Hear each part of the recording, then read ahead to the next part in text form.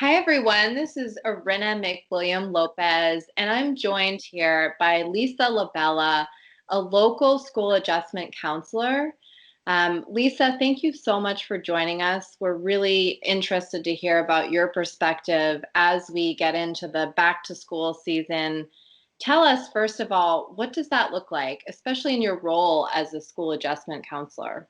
Yes, thank you so much for inviting me on. I think this year is a little bit different. Obviously, everything looks a little bit different. So back to school has its challenges. It was very uncertain for a long time what the plan was going to be. So I think back to school right now is a lot of adjustment, a lot of scheduling, a lot of just creating a new normal, expectations and routines for kids. So it's an all hands on deck approach. So teachers working together with myself, the principal, and the special education staff to ensure that the kids come back feeling supported, both academically and socially, with whatever is happening around them. So, And in this time of uncertainty, there's been a number of different, I guess, phases of opening back up.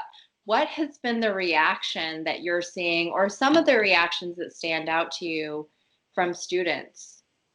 so I think the students. It was funny yesterday. I had a student walk in my office, and with the mask, sometimes it's hard for them, but they're adapting very well. They've had a couple of months of practicing at home and working in the community with their people and their families. So all of the things we were worried about when they came back, they actually came back pretty well prepared, and very excited to be back in the building. I had a student in here yesterday that was like, I am so happy to be back here. And just that connection that they've been missing since March. It's very difficult over a computer to feel connected, but being here in the building has really supported a lot of kids with some sense of a normal routine, and that school is definitely here and school is present and there for them. So for the kids it's actually been surprisingly very smooth, just getting used to the new routines and expectations in the building. And how are those new routines and expectations being communicated? What are the communication channels like right now between all the different community stakeholders? So throughout the summer, we had a group meet with all of the agencies in the Gloucester community to support students once they came back to school. So there was poster campaigns about wearing masks. There was JRI did some supportive services for families to get them prepared. And then the school system did put a couple of committees together to help teachers prepare for students coming back. So how to spread joy, how to small things to help ease tensions, of the controversy of should we be in school, should we not be in school. So supporting students coming back and feeling good about those choices. I know certain groups had their opinions about if students should be in the building or not, and parents really struggled throughout the summer to make the best decisions for their kids and feel good about those decisions. So that's a lot of the work we did, team building, to make sure that when students came in the building, they know they're supported here and it's a safe and joyful place to be for them. Absolutely, absolutely. And tell us, Lisa, in terms of just watching, this unfold in your role as a school adjustment counselor, do you have any, just calls to action or any particular things that you think is really important for the community to hear? Two things actually. The first is the outpouring of support from the parents. We have a new pickup procedure here because parents are leery about putting kids on buses. So there's upwards of 200 cars picking kids up. And the beeping and the cheering and the thank you for all you're doing coming out from the windows of the parents has just been very inspiring for us, to get back.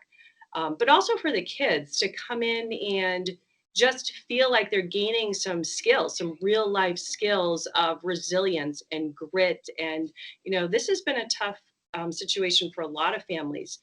in the community. It's been a tough situations for kids who haven't, seen friends. And they're really building up some solid skills of maybe I have to tie my own shoes because my mom can't get out of the car. And maybe, so the kids are really learning some great skills of how to get through very difficult times and challenges and feel good about it and feel good that they're a part of it. So that's some of the things that we're advocating with our students here is just, yeah, you can do this. This is great, and they're feeling really good about themselves. And you can see them smiling under their masks.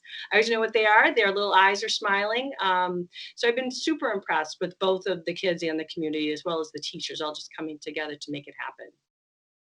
Thank you, Lisa. That's really inspiring. You're reminding us of that fact that, particularly young people, Yeah, they can certainly teach us a lot about resilience. And, you're seeing that day to day, and that's great to hear.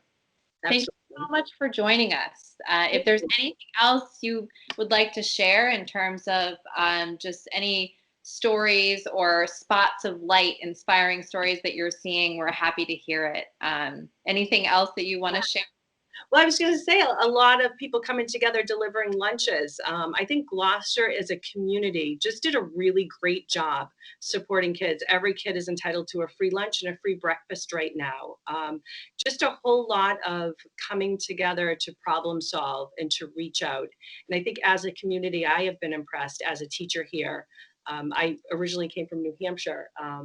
And there was a great sense of community up there. So I was a little leery about, coming down to Mass, but this community has really come together in a great way.